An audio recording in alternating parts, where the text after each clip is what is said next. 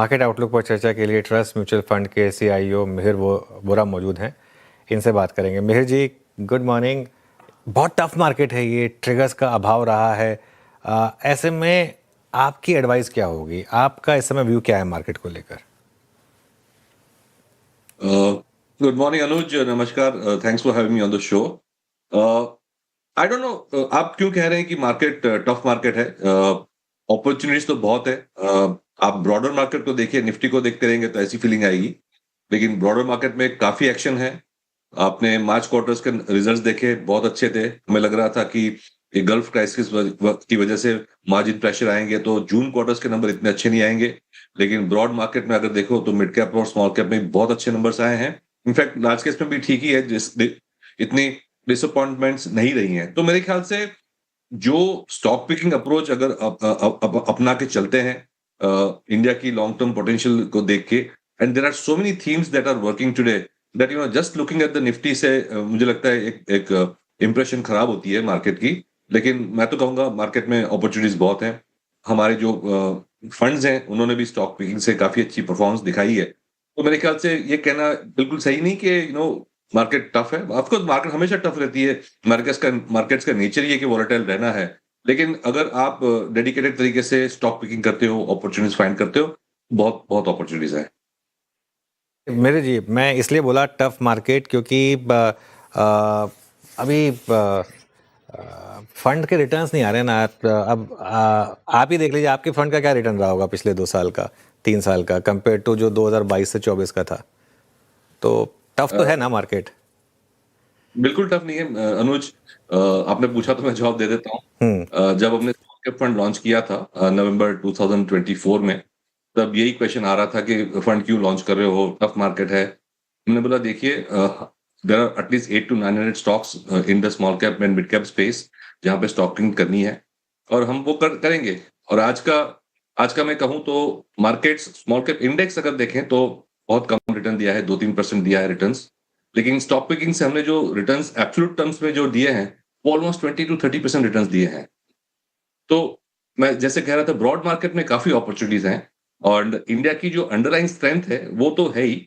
इसलिए मैं कह रहा हूँ कि खाली निफ्टी 50 नहीं देखना चाहिए, हमें एनएससी 500 देखें, या तो स्मॉल कैप इंडेक्स देखें, mid cap index, broader broader indexes is, I think मेरे ख्याल से जो इकोनॉमी की इनहेरेंट स्ट्रेंथ है वो एनएससी 500 में ज्यादा दिखती है, न सिर्फ एनएससी 50 निफ्टी 50 में।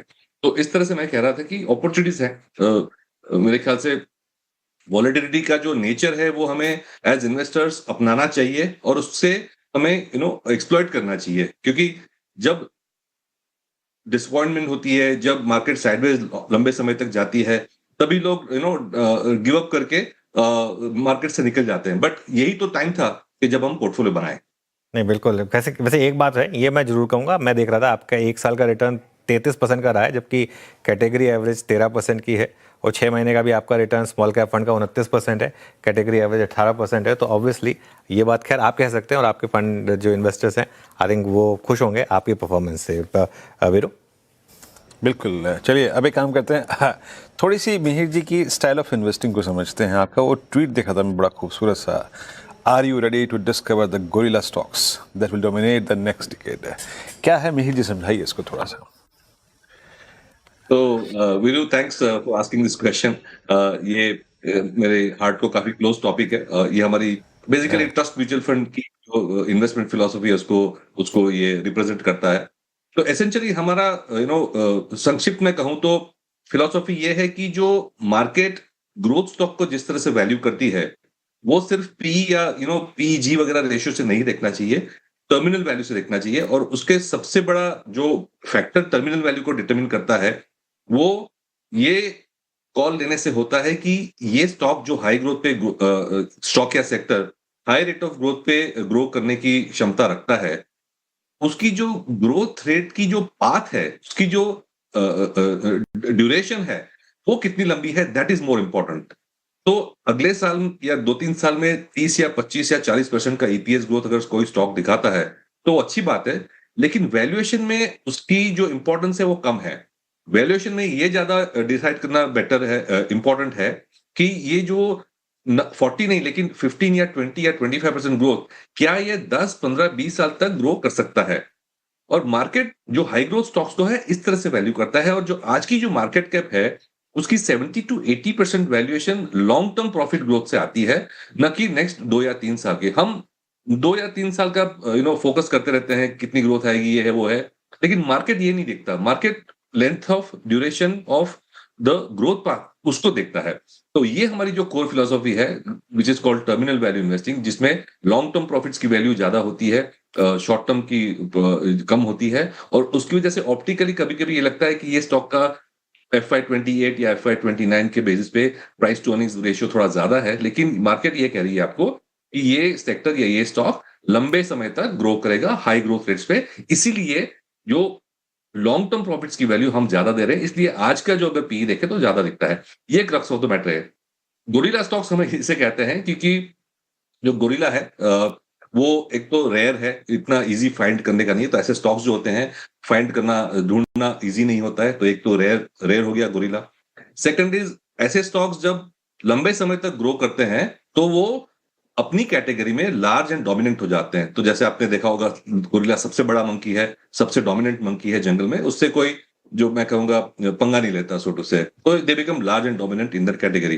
But most importantly third characteristic जो है गोरिल्ला की, वो ये है कि गोरिल्ला की जो आयु है, the life of a gorilla is the longest amongst all the monkeys. और जैसे मैंने कहा, हम अपने स्टॉक्स की जो ग्रोथ पाथ है उसकी लेंथ कितनी बड़ी है, उसकी लंबाई कितनी है, उसकी एज कितनी है, ये लंबे समय तक ग्रो कर सकता है कि नहीं, 10, 15, 20 साल तक पोटेंशियल लगता है, तो वो गोरिल्ला स्टॉक हो जाता है। तो rare, dominant and longest life of growth, इसलिए हम कहते हैं we want to find gorilla stocks. Okay, अच्छा, ये आपके गोरिल्ला स्टॉक्स को मैं थोड़ा सा और समझना चाहता हूँ, ठीक है?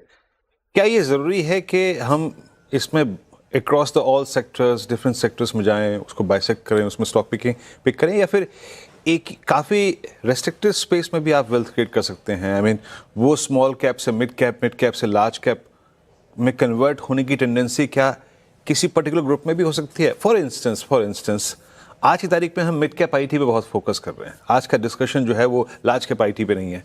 कुछ ऐसा होता है स्वरूप आपकी गोरिल्ला इन्वेस्टिंग का क्या? तो अपॉर्चुनिटीज तो अलग अलग सेक्टर में होती है, लेकिन वीरू, जो सबसे बड़ी इंपॉर्टेंट चीज मैंने सीखी है लाइफ में कि थिंग्स चेंज। जो 15 साल 20 साल पहले के जो इक्वेशंस थे, 10 साल पहले के जो स्टॉक्स और सेक्टर्स थे, जो at that point in time उभरते हुए इमर्जिंग स्टॉक्स थे, वो चेंज होते रहते हैं। तो अगर हम एक सबसे बड़ा एग्जांपल अगर प्राइवेट सेक्टर बैंक्स का लें या तो आईटी कंपनीज का लें, ये दो बड़े सेगमेंट है जो निफ्टी को आज ड्रैग कर रहे हैं।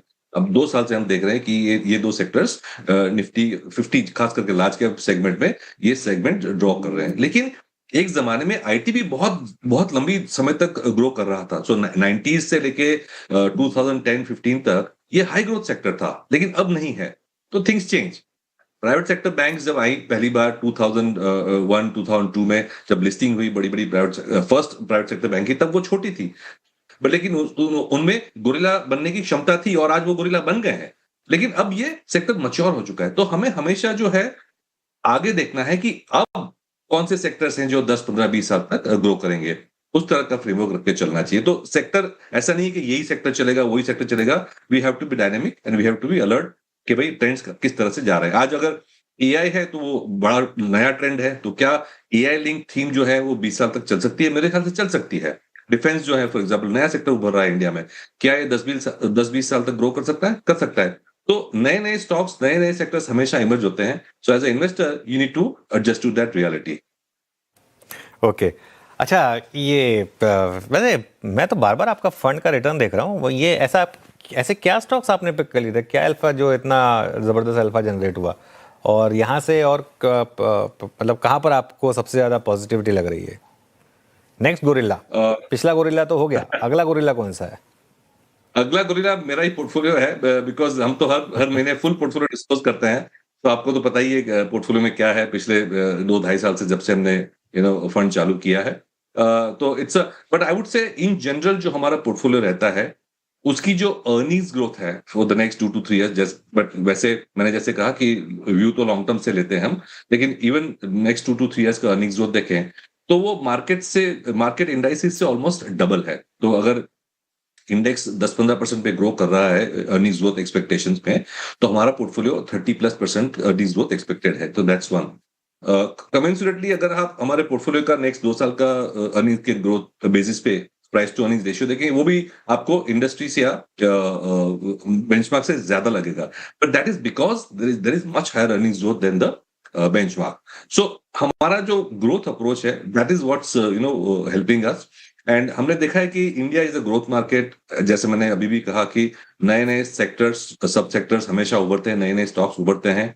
तो पिछले हमारी जो 2.5 साल की जर्नी है उसमें मैं कहूंगा सबसे बड़ा योगदान परफॉर्मेंस में रहा है इंडस्ट्रियल्स का। उसमें power, renewables, defence, data centre link जो कैपेक्स थीम है उसमें वी पिक गुड स्टॉक्स, तो वहां हमारी अच्छी अल्फा बनी। Second biggest contributor I would say is in the consumer discretionary space, जहां पे ऑटो और खास करके ऑटो एंसिलरीज में हमारे अच्छे स्टॉक पिक हुए हैं और उन्होंने काफी अच्छे रिटर्न्स दिए हमें। एंड थर्ड इज फार्मा और केमिकल्स में भी हमने अच्छे स्टॉक्स पिक किए हैं जहां पे अल्फा आई है। तो मेरे ख्याल से we have been focusing on the emerging growth sectors and picking those stocks, especially in the mid cap and small cap space. वहां से हमारी अल्फा अच्छी जनरेट हुई है। ओके, इनफैक्ट मैं देख रहा था आपके पोर्टफोलियो में जो एक नेम स्टैंड आउट कर रहा है वो है Laurus labs. In fact Laurus labs, Coforge, ये कुछ स्टॉक्स हैं जिन्होंने आपके लिए अच्छा अल्फा जनरेट किया है। जो नीश इन्होंने अपने सेक्टर्स में जनरेट किए हैं, चाहे लॉरस हो या कोफोर्ज हो, आपको लग रहा है ये आगे भी इंटैक्ट रहेगा? हाँ, अभी तो काफी सारी जो हमारी mid cap and small cap companies हैं वो क्षमता रखती हैं कि लार्ज कैप भी बन जाएंगी इन ड्यू कोर्स। क्योंकि सबसे बड़ा जो हम कैरेक्टरिस्टिक देखते हैं, ऑफ कोर्स जो मैंने फ्रेमवर्क एक्सप्लेन नहीं किया, बट हम बेसिकली 3 चीज जब होती हैं तो एक गोरिल्ला स्टॉक बनता है। एक तो मेगा ट्रेंड्स, जो इकोनॉमिक मेगा ट्रेंड्स है वो आपके टेलविंड में होने चाहिए। तो वो तो मैन्युफैक्चरिंग में है ही, for example India China +1 manufacturing वगैरह हो रही है। सेकंड इज इंटेंजिबल्स, क्या ये कंपनीज के पास technology, brand equity, intellectual property, इस तरह के अगर मोड्स हैं तो वो कंपनी लंबे समय तक ग्रो कर सकती है without competition. But most importantly जो मैं कहूंगा अनुज के, हंगर फॉर ग्रोथ जो प्रमोटर या मैनेजमेंट में होनी चाहिए वो सबसे ज्यादा इंपॉर्टेंट है। तो ये जब 3 चीजें आती हैं, mega trends, intangibles and hunger for growth, leadership जो कहते हैं LIM, लीडरशिप, तो अब जाके एक high terminal value with a long growth path बनता है। तो इस तरह के हम ट्रेंड्स देखते हैं हमारे स्टॉक्स में। अच्छा मिहिर जी, चर्चा का विषय में आज की तारीख में न्यू एज स्टॉक्स बहुत रहते हैं। आपके पोर्टफोलियो का अगर आप देखें या मेरे पोर्टफोलियो का, किसी के भी पोर्टफोलियो का एक महत्वपूर्ण अंश होल्ड करते हैं, उस गोरिल्ला स्टॉक्स के थीम के अंतर्गत ये कहाँ फिट होते हैं? आप किन कंपनियों पे फोकस कर रहे हैं जो कि कैश काफी बर्न कर रही हैं बट अपना काफी बड़ा मार्केट क्रिएट कर चुकी हैं? आपकी थीम ये न्यू एज स्टॉक्स में, उसकी रीडिंग में, उसके आकलन में, उसके सिलेक्शन में क्या है? तो ये न्यू एज स्टॉक्स है वो हमारे जो high terminal value gorilla invest में परफेक्टली फिट होती हैं। क्योंकि हमें क्या चाहिए? हमें ये चाहिए कि ये स्टॉक लंबे समय तक टॉप लाइन और बॉटम लाइन ग्रो करना चाहिए। Most of the new age companies, वैसे आपने कहा कैश बर्न, लेकिन हमारी जो पोर्टफोलियो कंपनीज है most of them are now profitable. IPO के टाइम पे शायद कैश बर्न कर रही थी, लेकिन अब तो most of the companies have turned profitable and rapidly increasing the margins and profitability. तो वो फेज भी चला गया है कैश बर्न वाला। लेकिन बेसिक कैरेक्टरिस्टिक हमें क्या चाहिए? हमें ये चाहिए कि ये कंपनी लंबे समय तक ग्रो करनी चाहिए। उसके लिए क्या चाहिए? जैसे मैंने बोला मेगा ट्रेंड्स, तो न्यू एज कंपनी में टिपिकल मेगा ट्रेंड्स हम देख रहे हैं, अलग अलग सेगमेंट में अलग अलग होता है, लेकिन ब्रॉडली अगर देखें तो अनऑर्गेनाइज टू ऑर्गेनाइज हो रही है, ऑफलाइन टू ऑनलाइन हो रही है trend, and for example branded से इनफैक्ट ओन ब्रांड्स तक भी जा रही हैं। तो मेरे ख्याल से ये जो है companies, they are disrupting the existing market. Existing market consumer का फॉर एग्जांपल देखें तो बहुत बड़ा है, और ये मार्केट में ये लोग धीरे धीरे करके अपना शेयर बढ़ा रहे हैं। और अब तो अभी भी इनका जो शेयर है वो लेस देन 5% है in most of the categories में देखूंगा तो क्या ये लेस देन 5% कैटेगरी का जो शेयर है उनका, 5% से 10%, 20% हो सकता है 10-20 साल में, डेफिनेटली हो सकता है, बिकॉज मार्केट और टेक्नोलॉजी उस तरह जो कंज्यूमर प्रेफरेंस है वो साइड पे जा रहे हैं। तो 10 साल का, अगर 20 साल का हमें ग्रोथ पाथ दिखता है, तो फिर ये इनकी जो टर्मिनल वैल्यू है बहुत हमेशा हाई रहेगी। जो markets will start looking and always looking at the longer term potential also. That's why जो न्यू एज कंपनीज है, टिपिकली हमें देखते हैं कि हमारी जो लीडरशिप इंटेंजिबल्स और मेगा ट्रेंड्स वाला जो फ्रेमवर्क है, गोरिल्ला इन्वेस्टिंग के फ्रेमवर्क में बहुत अच्छी तरह से बैठती है। ऑल राइट, बहुत बहुत शुक्रिया मिहिर जी आज हमारे साथ जुड़ने के लिए, अपना व्यू रखने के लिए हमारे सामने।